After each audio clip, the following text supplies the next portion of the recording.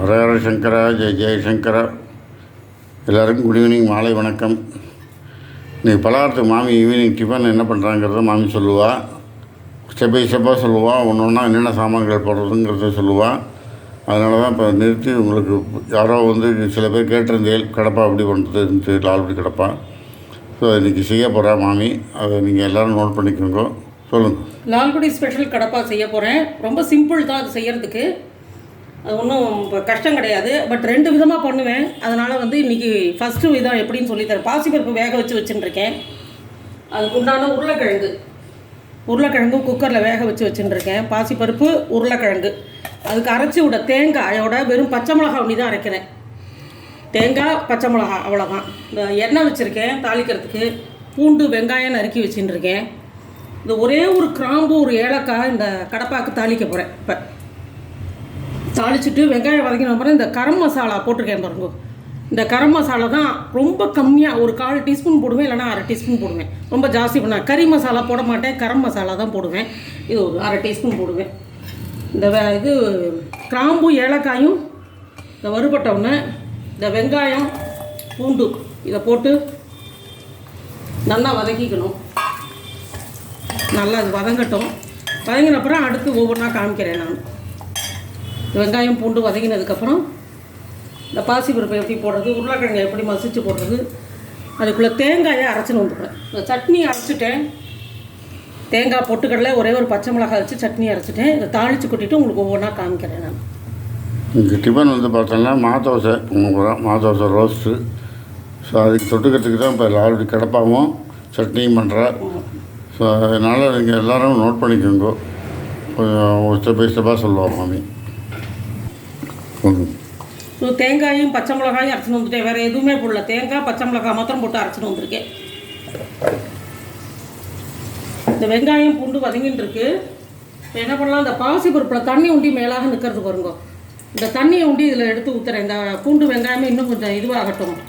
அது என்ன சொல்கிறது, வதங்கிறதுக்கு. அதுக்கப்புறம் இதை இப்படி கடைஞ்சி விடலாம். பாசிப்பருப்பை பாருங்க, இந்த மாதிரி நல்லா கடைஞ்சிட்டு இதில் இந்த உருளைக்கிழங்கை நசுக்கி இப்படி போட்டு வச்சுக்கணும்.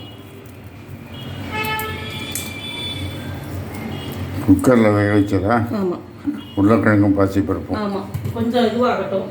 அதுக்குள்ளே அந்த வெங்காயம் போட்டு கொஞ்சம் வெந்துக்கிட்டு வதங்கி இருக்கணும்னா, பட் வெந்துக்கணும். ஸோ அதுக்கு உண்டான உப்பு போட்டுடுறேன். இந்த கடப்பாக்கு உண்டான உப்பு கொஞ்சமாக போட்டு, இந்த கரம் மசாலா சொன்னேன் இல்லையா, அதை கொஞ்சோண்டு போட்டுறேன். இந்த பாருங்கள் எவ்வளோ போடுறேன் பாருங்கள். கொஞ்சமாக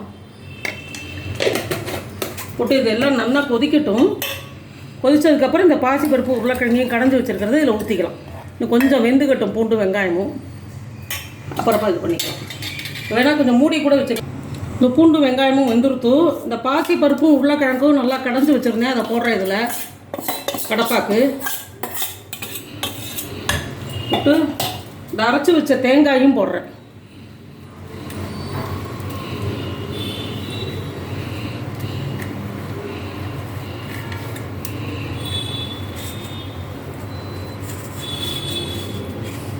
இது உண்டி தான் உரப்பு. இந்த பச்சை மிளகாய் 2 போடுறோம் இல்லையா, அதுதான் உரப்பு. என்றைக்குமே டிஃபன் நம்ம தயார் பண்ணுறதுக்கு முன்னாடி அந்த சைட் டிஷ்ஷை தயார் பண்ணிட்டு இருக்கணும். தோசை வாக்க போகிறோம், இட்லி வாக்க போகிறோன்னா முதல்ல இந்த இதை செஞ்சு வச்சுருக்கணும். என்ன தொட்டுக்க பண்ணுறோமோ, கடை சாம்பாரோ இல்லை கடப்பாவோ இல்லை சட்னியோ செஞ்சு முதல்ல வச்சுட்டு அதுக்கப்புறம் நம்ம தோசையோ என்னவோ, ரவா தோசை என்னவோ வாசித்தோம்னா கரெக்டாக இருக்கும். தேவையான அளவு தண்ணி ஊற்றுறேன் இந்த கடப்பாக்கு. இப்போ ரெடி ஆகிடுது இந்த கடப்பா. இது கொதிச்சோம்னா கொதிக்கணும். இந்த பக்கம் இது ரவா தோசைக்கு நல்லாயிருக்கும், இட்லிக்கு நல்லாயிருக்கும், அப்புறம் மாதோசை கீ ரோஸ்ட்டுக்கு நல்லாயிருக்கும். எல்லாத்துக்குமே பார்த்தீங்கன்னாக்கா இது ஏற்றது நல்லாயிருக்கும். அது மாமி பார்த்துட்டு எப்படிங்கிறத சொல்லுவாள்.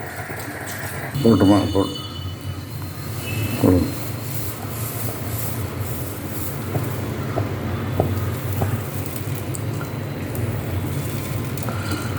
மாமி தோசை வாக்குறேன்.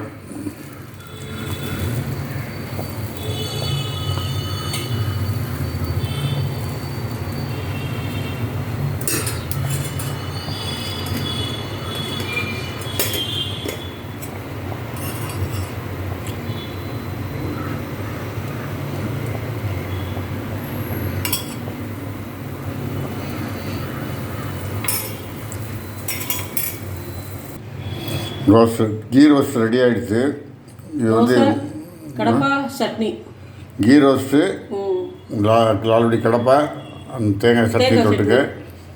இதான் வந்து இன்றைக்கி வந்து ஈவினிங் வந்து மெனு. ஈவினிங் பலகாரத்துக்கு பண்ணியிருக்கேன். ஸோ இது பார்த்தீங்கன்னா இது மாமி நல்லா ரோஸ்டடாக நல்லா இதாட்டம் ஹோட்டலில் பண்ணுற மாதிரி நம்ம ஆற்றுலேயே பண்ணலாம். ஸோ அதனால தான் உங்களுக்கு ட்ரையல் காமிச்சிருக்கேன். நீங்கள் வந்து ஆற்றுலேயே செய்யுங்க. ஆற்றுல செய்கிறப்போ ரொம்ப நல்லா வரும். இந்த மாதிரி மாவு போட்டு தோசை வாத்தோம்னா குழந்தைகளும் நல்லா விரும்பி சாப்பிடும். ஸோ இன்றைக்கி அதான் இன்றைக்கி வந்து கீ ரோஸ்ட்டு கடப்பாக்காய் சட்னியும் தான் பண்ணியிருக்கேன். அதனால் செஞ்சு பாருங்கள். செஞ்சு பார்த்துட்டு ஏதாவது டவுட் இருந்தால் மாமிகிட்ட கமெண்ட்ஸில் கேளுங்க. லைக் பண்ணுங்கள், ஷேர் பண்ணுங்கள், சப்ஸ்கிரைப் பண்ணுங்கள். Thank you very much. பாய்.